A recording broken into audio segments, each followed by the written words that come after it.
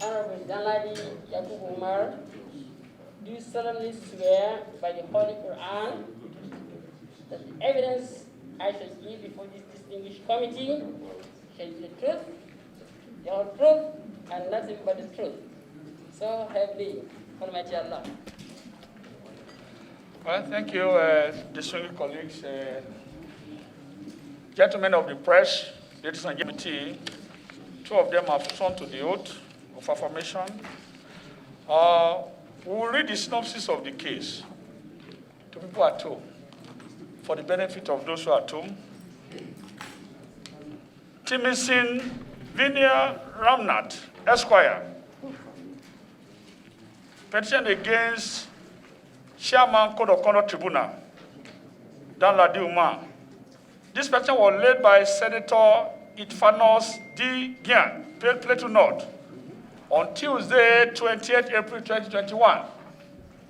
Timzing Ramnap, Esquire, wrote on behalf of Mr. Clement Sagwak against the Chairman Code of Conduct Tribunal, Danladi Umar, on alleged brutal assault and violent attack against Mr. Clement Sagwak on 28 March 2021.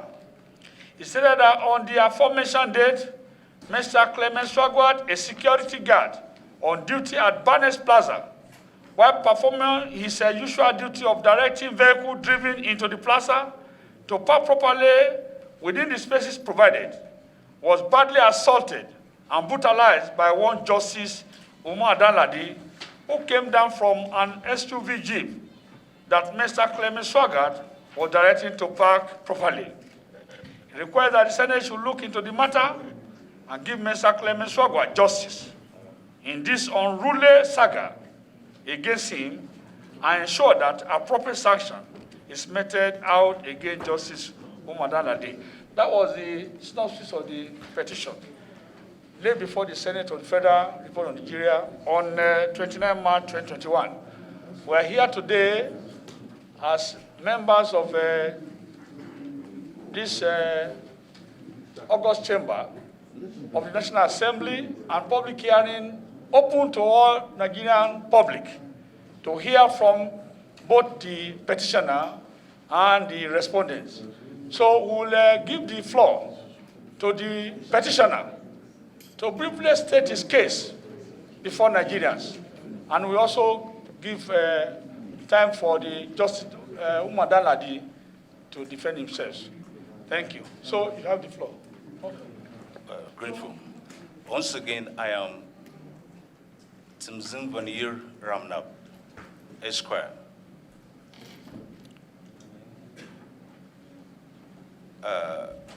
Distinguished Chairman,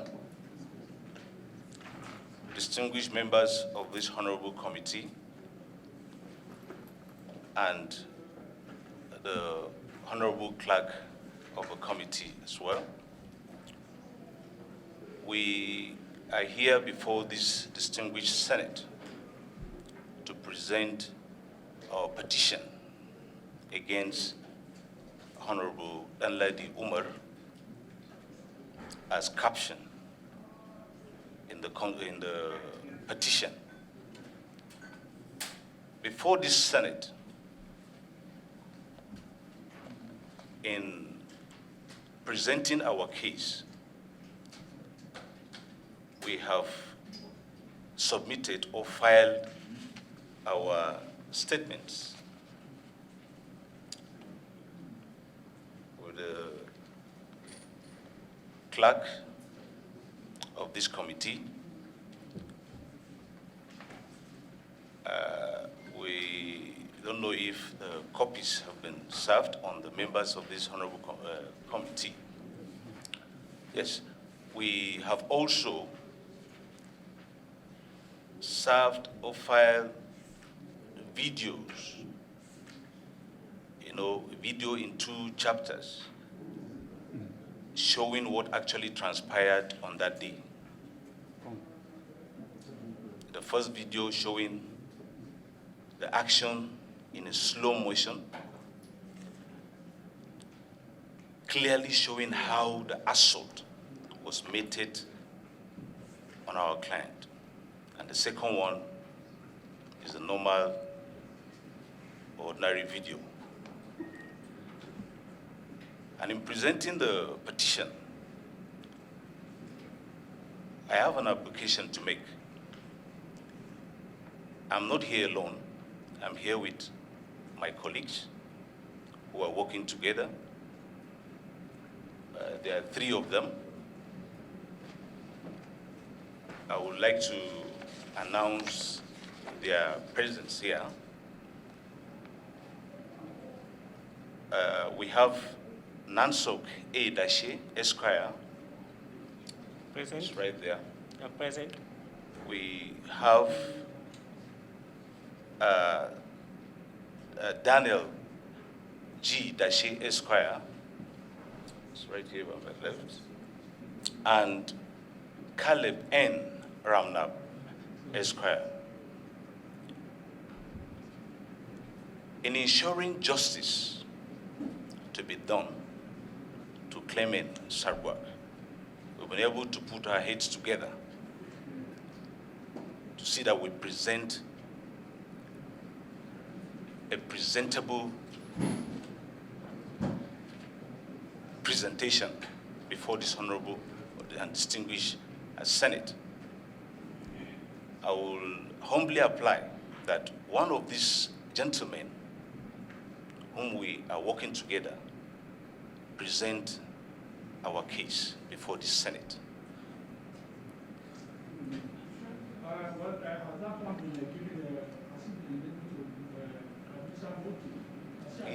No. We are much grateful. Okay. I'm much grateful. I, Daniel G. Dashe, do solemnly affirm that the evidence I shall give before this distinguished committee shall be the truth, the whole truth, and nothing but the truth. So help me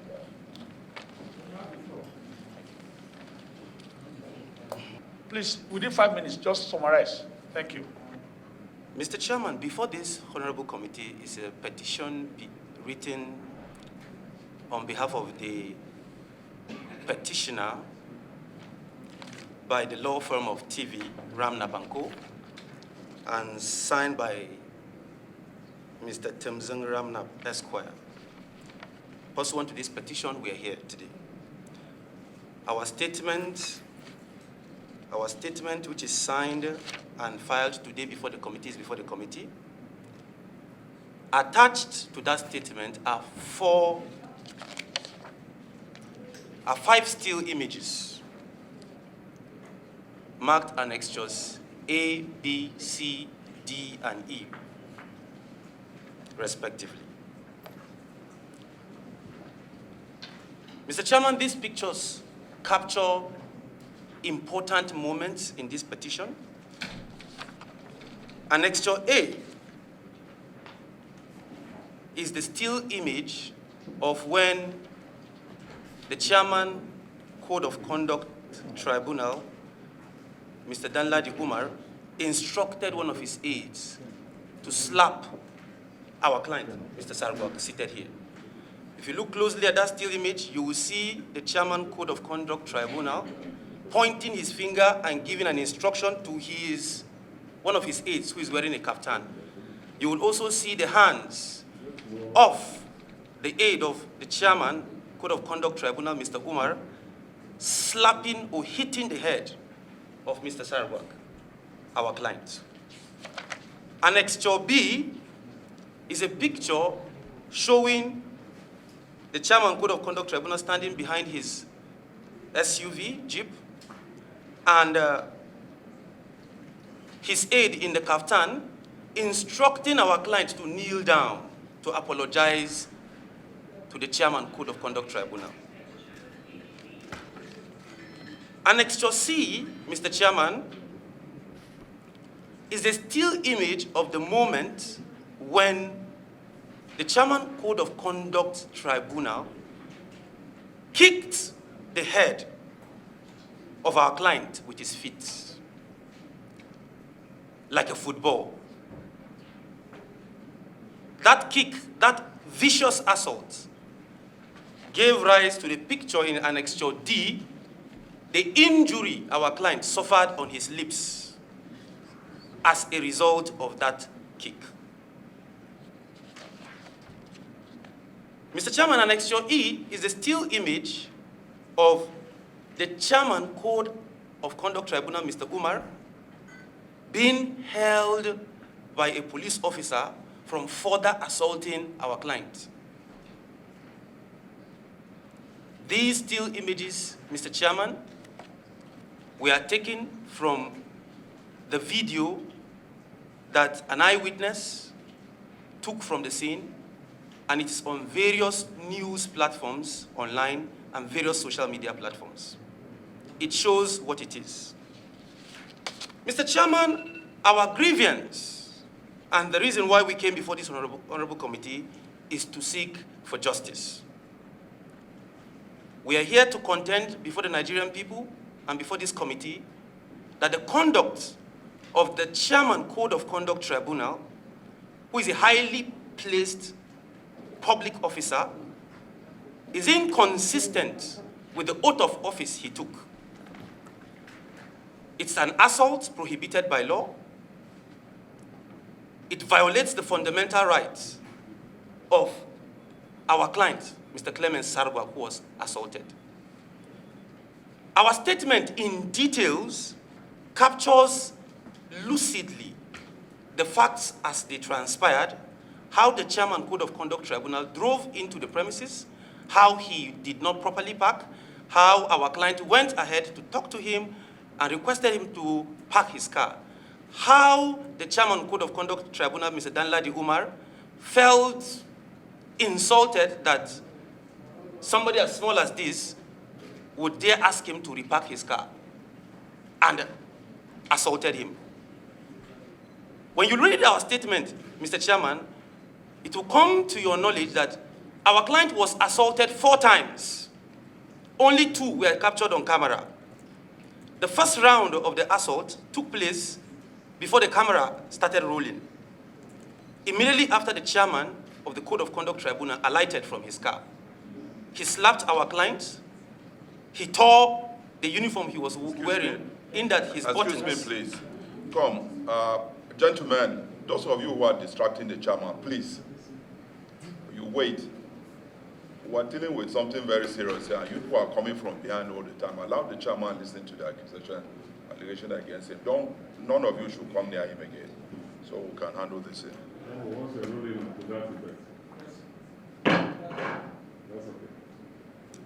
As the committee pleases. As I was saying, Mr. Chairman, our client was assaulted 4 times. The first assault came directly from the Chairman Code of Conduct Tribunal. Then the cameras were not rolling.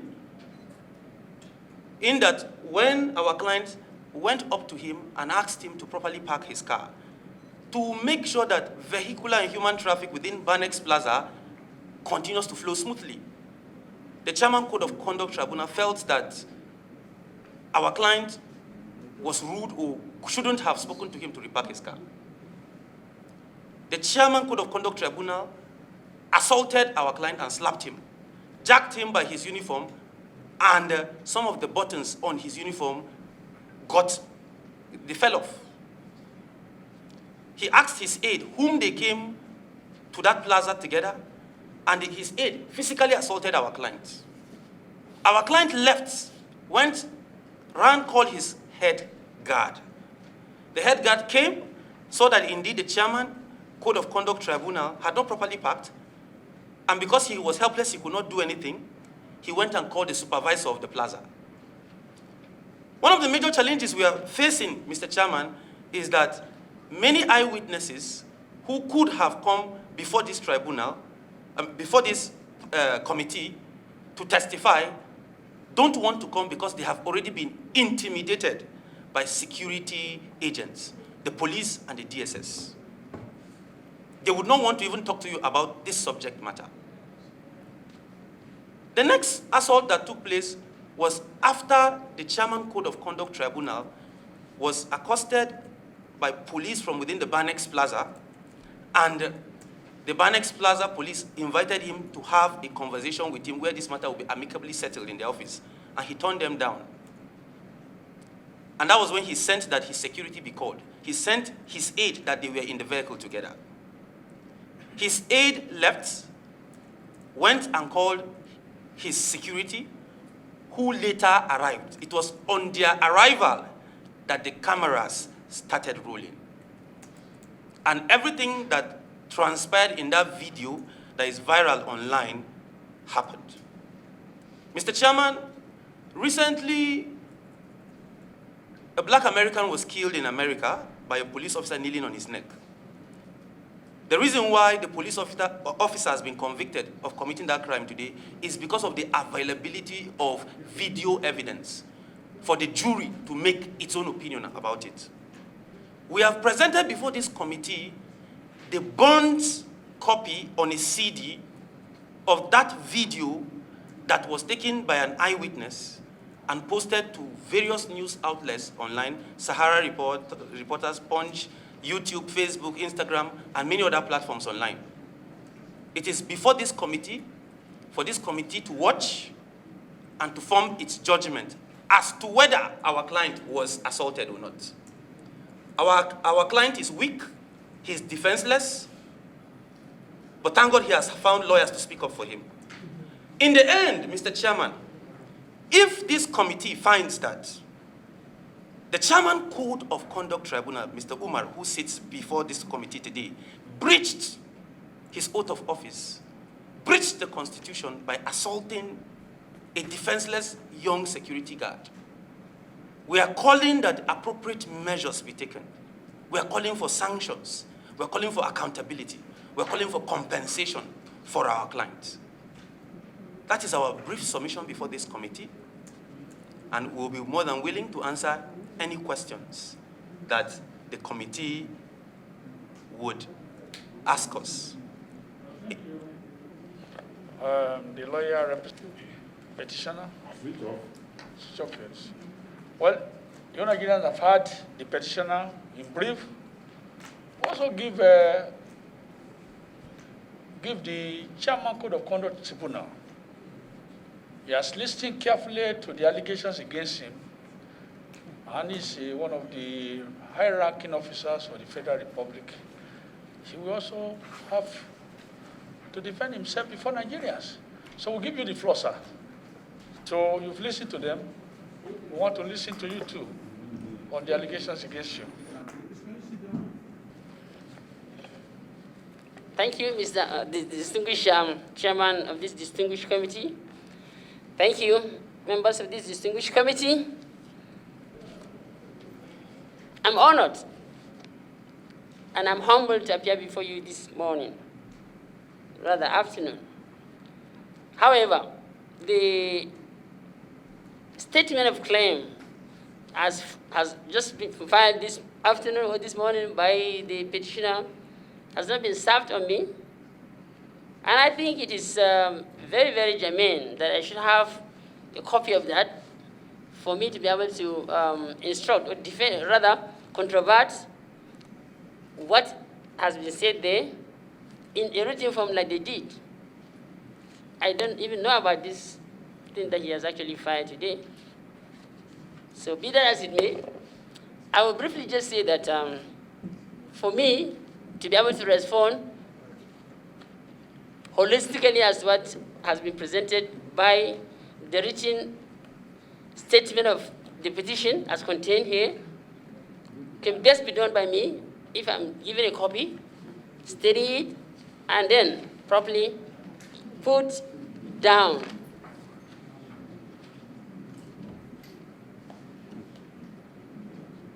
Okay, then properly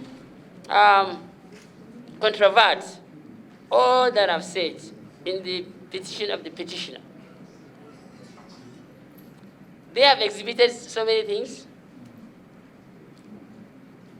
I do not have a copy of that. All I have is just a copy of the petition to you, the President of the Senate, which is just 3 paragraphs.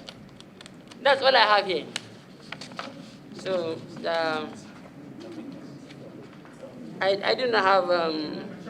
This, well, some of my colleagues want to ask you some questions. Yes. Please. Okay. No. I also. Sir. Well, citizen deserves justice. And the only way the cause of justice can be served is that there will be fair hearing to both parties. The petitioner wrote a petition which was read on the floor of the Senate. And as an institution, it was referred to this committee. And based on that, parties were invited. If, having listened to the petitioner and his lawyer, through his lawyers, the respondent is now appearing before us to say, other than the summary of the petition, which was read out by the chairman, and given a copy of which was served on him here at this hearing, that he had not been availed of any of the information or the details of the petition submitted to the Senate. Mr. Chairman, my own humble opinion will be that we don't even spend too much time on this matter today.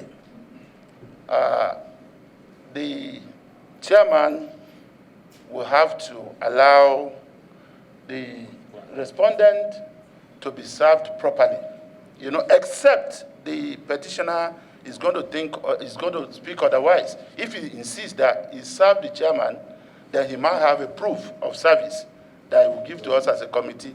But in the absence of that, the only fair thing to do would be to ensure that the chairman, the respondent, is properly served and be given another date when he will come back before our committee. Thank you, sir.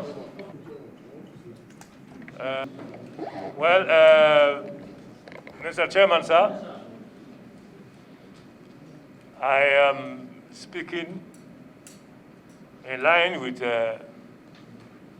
what my learned colleague, chairman of the Senior Committee on Judiciary, has just spoken. Because if it is true that the Justice Umar, who is the respondent in this matter,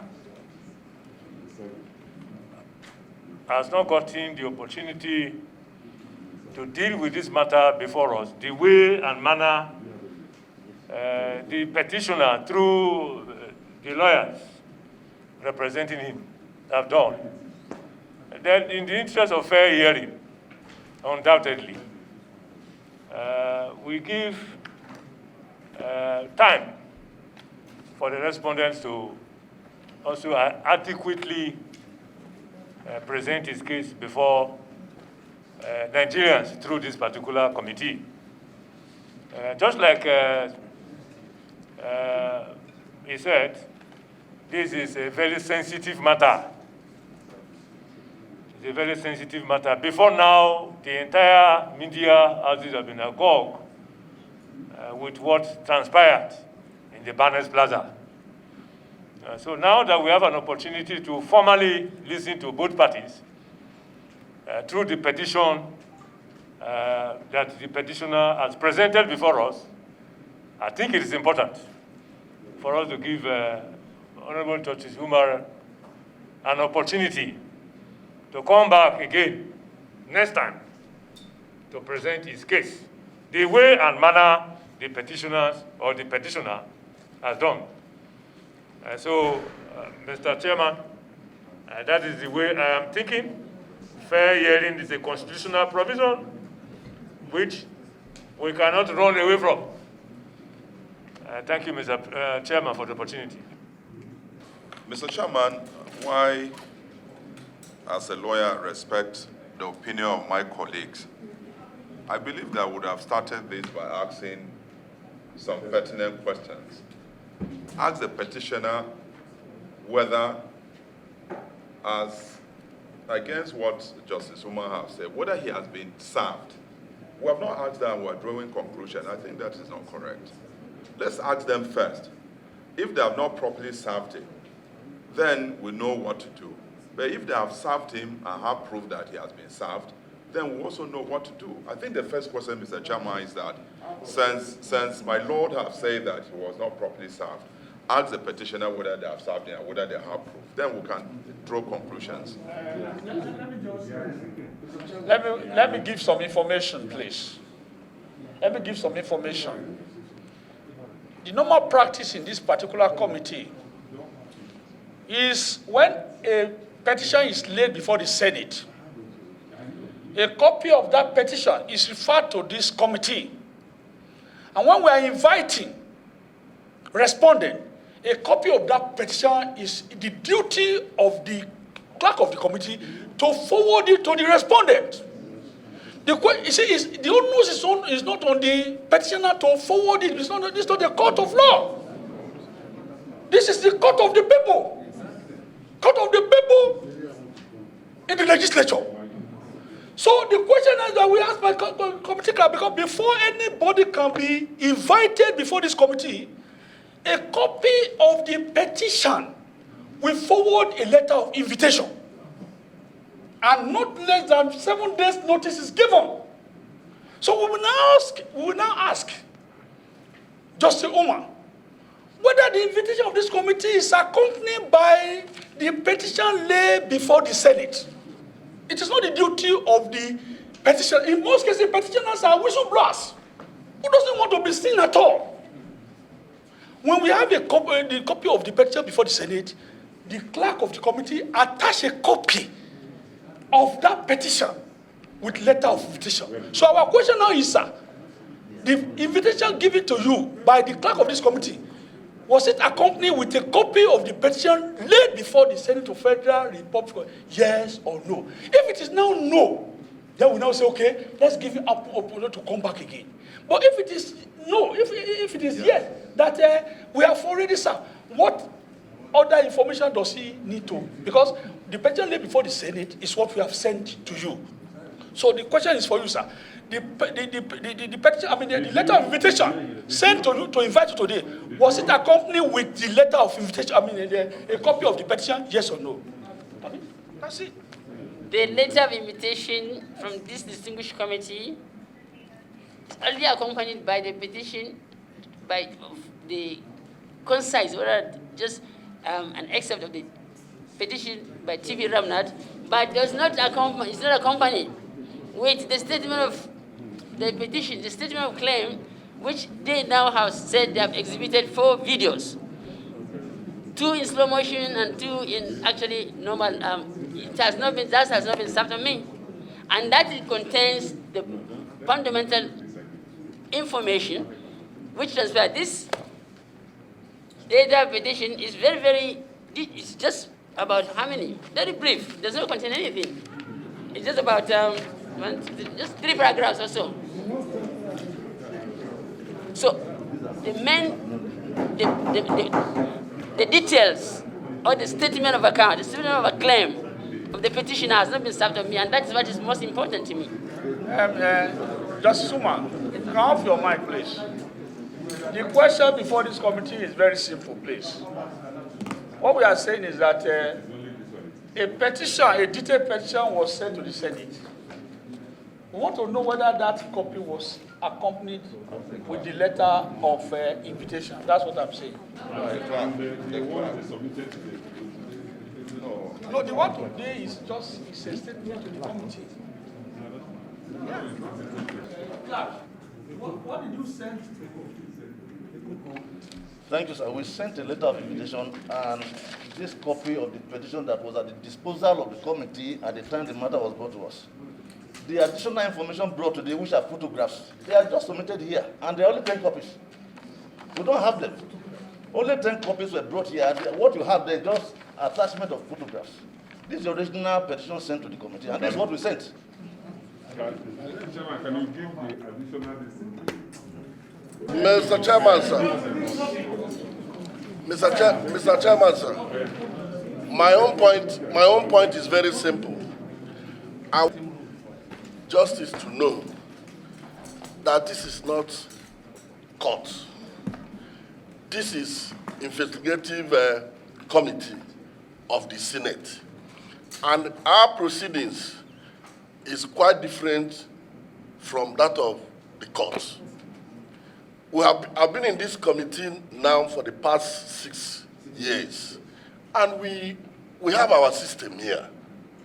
We cannot come today to borrow the court's proceedings, asking whether somebody is served or is not served. It is the clerk that serves both parties if there's any document.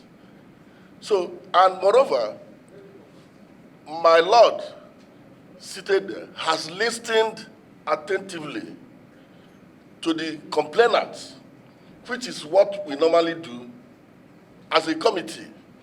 We'll invite the complainant and he will state it. If he's there, he will hear the person, what he's saying.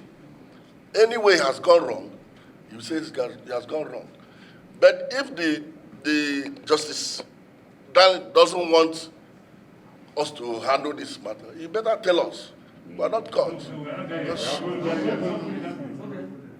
We lose nothing, Mr. Chairman, because the petitioner was speaking not on the petition submitted.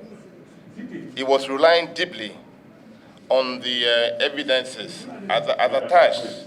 So as long as the same petition was sent to both the petitioner and the Justice Umar, and the petitioner here is not relying on the subject of the petition that was presented to the Senate, but speaking substantially on evidences as attached. I think as a committee, we must also look at it from that standpoint, that these evidences should be Mr. Umar should be confronted with the evidences, and then it will now be, the onus will now be on him whether to speak immediately on these evidences as provided, or maybe give a later date, which might be in 48 hours, or it might even be tomorrow. You know, because the evidences are very clear on what actually happened. So we lose nothing as a committee, please, Mr. Chairman. Okay. Well, you see, the opinion of the committee is that the petition laid before the Senate was not as detailed as what is presented here today. But for fairness and justice to take position, I direct the committee secretary to go and serve a copy of this one now, and let him go through it. If there is need for us to adjourn to another date, or if he can respond to it now, he will let the committee know. Thank you. Please serve him. The detailed clerk, go and serve. Deputy clerk, go and serve. What is the court procedure of the original collectors like this? I found the public here. It doesn't matter whether it's released or not. Let him just give him, let him sign this. We know what we're saying. The original copy is collected.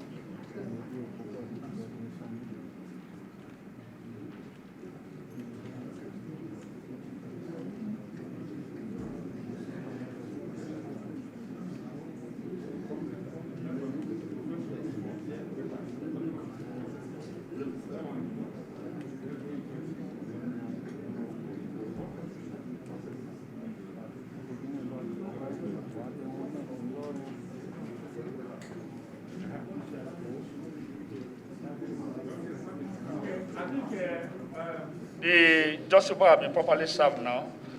Well, let me just make it abundantly clear that this is just an exception to the general rule of this committee. An exception, because he's a justice. He demands further explanation. But the normal practice of this committee is that when a petition is laid before the Senate, and when we are inviting respondents and the petitioners, copy of such petition laid before the Senate are always forwarded along. And that was done in this case. But because the 2 pages petition laid before the Senate has been expanded by the petitioner in presenting, maybe that is why Justice Umar now requested that most of these evidences were not even forwarded to him. This committee have ruled, and he has been properly served. We will request from you whether you can give, or maybe tomorrow we'll give you another day to come and respond to it. I will give you maybe 24 or 48 hours to go and study it. This committee will decide when. Tomorrow morning. Tomorrow morning, you respond to when you will come, now or tomorrow morning. Yes. Thank you.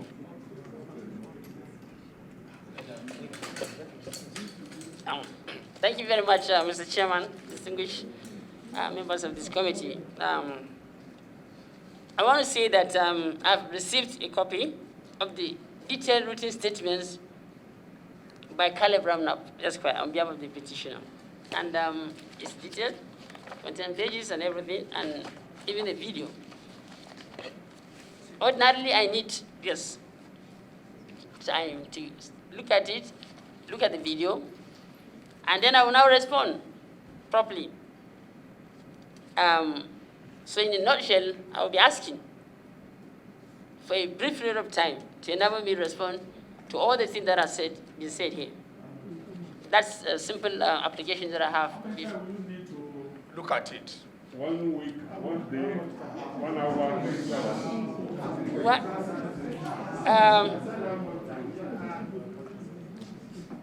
Honestly, okay. See, I can be most obliged if I can be given, even if it is a week from now. I have selected cases. In fact, right now there are about 24 cases waiting for me pending at the tribunal. They are waiting, and I know that I do have cases within this week as well. So I will graciously request. I'll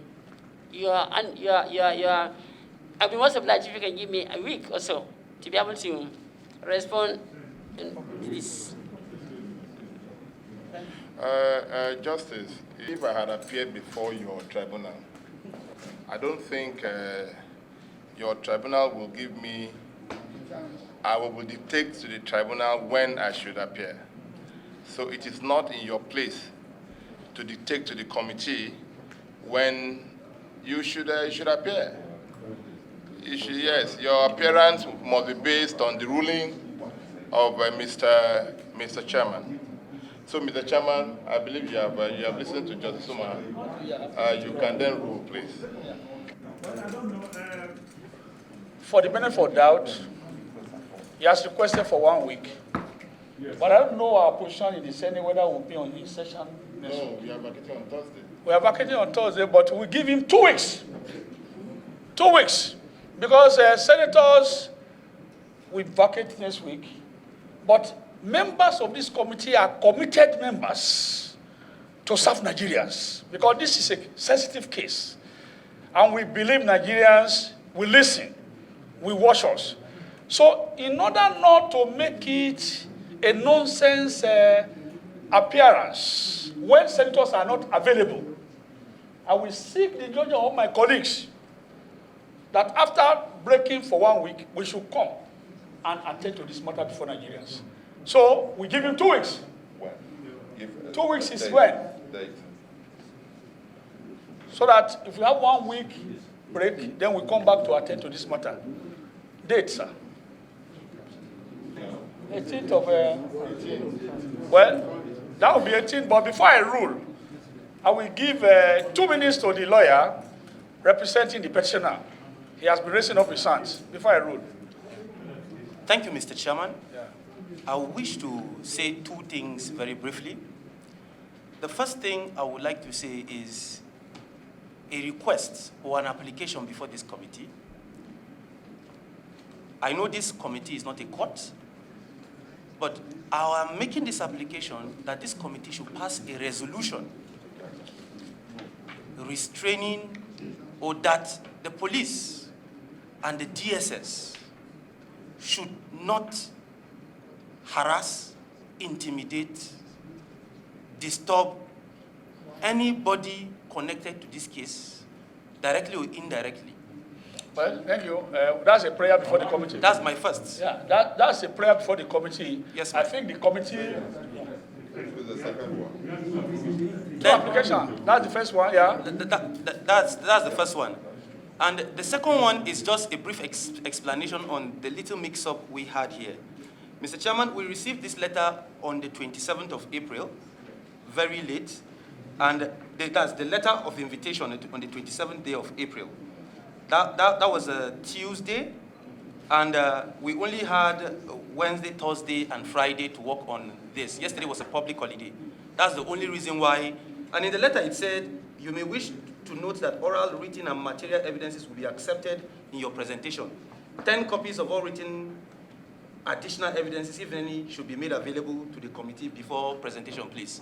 That's the reason why we only came today with copies of the additional evidence we came with. Well, that is taking no problem. Yeah.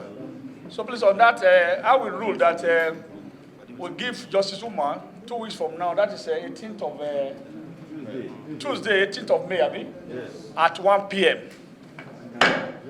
Then on your application, that this committee resolved that no security agent or the like should embarrass or do anything contrary to the peace of these petitioners and those who are connected with the petition. We so rule. Thank you. Abi? Yes. Thank you very much, Mr. Chairman. You can take your leave. We have ruled. We have ruled. You can take your leave. You can take your leave.